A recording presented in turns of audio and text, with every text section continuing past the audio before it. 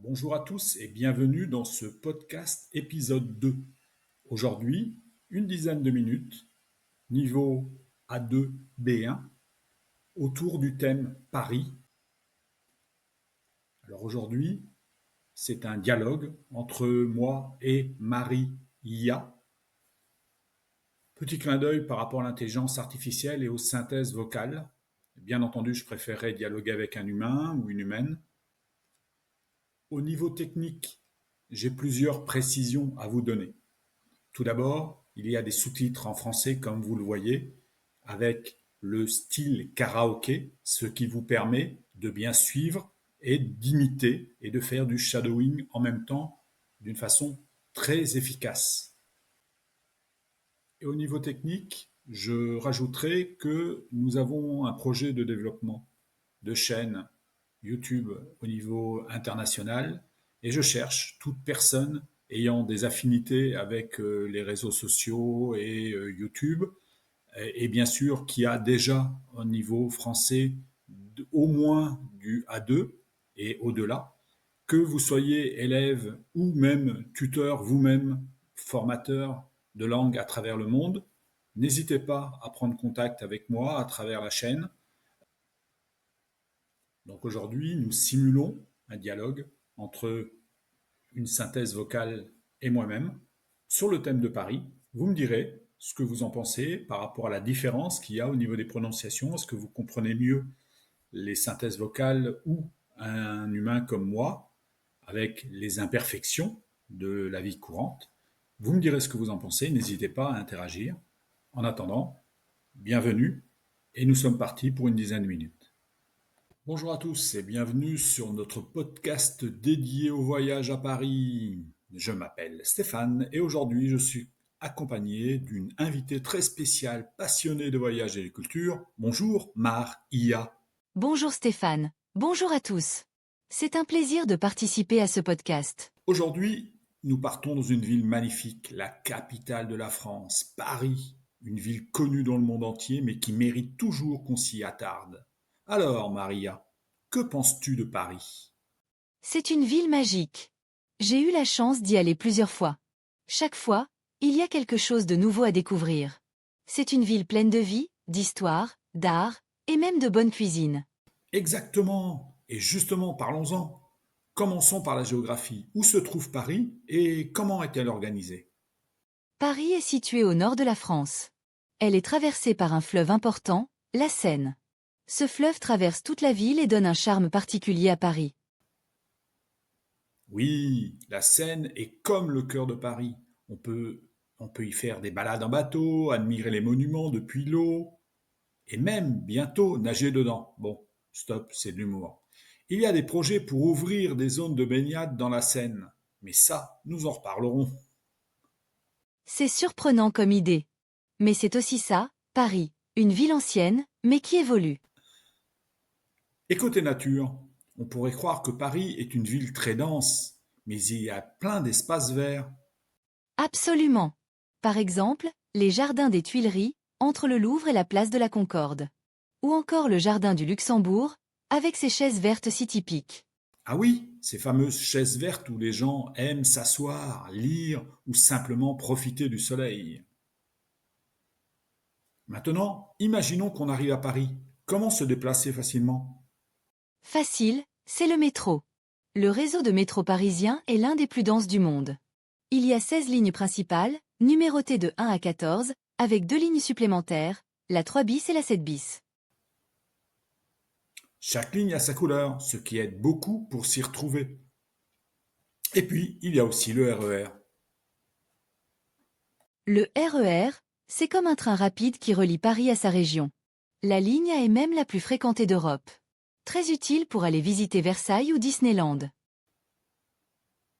Et pour ceux qui préfèrent marcher, Paris est une ville très agréable à pied. Les rues sont souvent étroites mais charmantes. Certaines avenues sont très larges comme l'avenue Foch. Et bien sûr, on peut aussi prendre le bus. C'est très pratique pour voir la ville tranquillement, surtout les lignes touristiques. Pour arriver à Paris, il faut passer par les aéroports, bien sûr, ou les gares. Les principaux sont Roissy, Charles de Gaulle et Orly. Depuis ces aéroports, on peut rejoindre Paris en taxi, en navette ou en RER.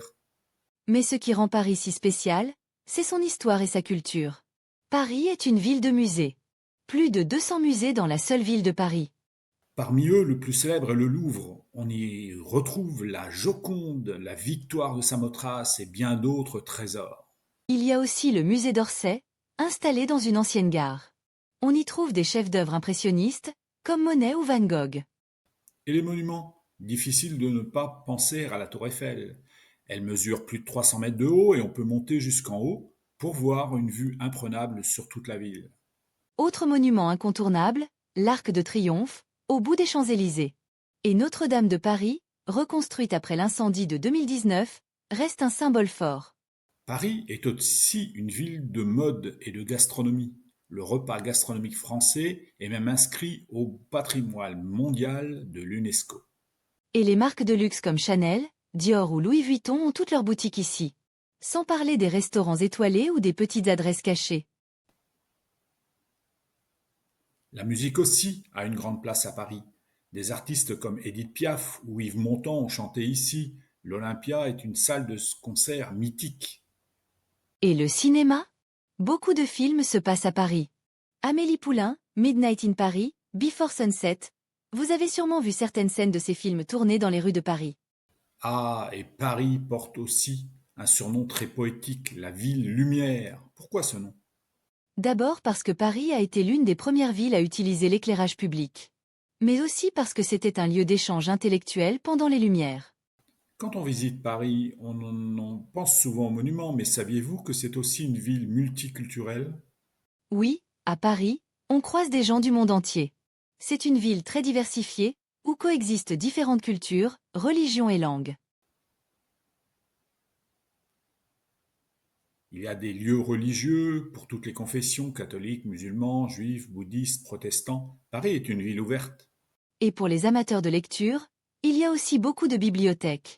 La BNF, Bibliothèque nationale de France, avec ses 4 tours, est un endroit moderne et impressionnant.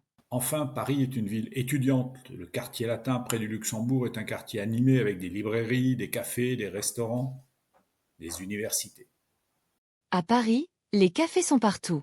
C'est presque une institution. Prendre un café en terrasse, regarder les gens passer, c'est une habitude typiquement parisienne. Et bien sûr, la cuisine française est célèbre dans le monde entier. Croissants, baguettes, fromages, escargots, sans oublier les macarons de chez La Durée ou Pierre Hermé. Et même si vous aimez autre chose, vous trouverez de tout à Paris. Pizza italienne, couscous marocain, sushi japonais, il y en a pour tous les goûts. À quel moment doit-on visiter Paris? Le printemps est très agréable, avril-mai. Les températures sont douces, les parcs sont en fleurs. En été, c'est plus chaud et très touristique. En automne, c'est romantique, les feuilles changent de couleur, les jardins prennent des couleurs dorées. En hiver, c'est plus froid, mais Noël à Paris, c'est vraiment magique. Donc, chaque saison a son charme à Paris. Il n'y a pas de mauvais moment pour visiter cette ville incroyable. Et pour finir, quelques conseils rapides pour bien préparer son voyage à Paris. Apprenez quelques mots de français, comme bonjour, merci, excusez-moi, je souhaiterais un croissant s'il vous plaît. Cela fait toujours plaisir aux habitants. Achetez une carte de transport ou une carte touristique si vous comptez beaucoup vous déplacer. Faites attention à vos affaires dans les lieux publics, surtout dans les métros ou les attractions touristiques. Visitez Paris à pied quand c'est possible, c'est souvent le meilleur moyen de découvrir la ville.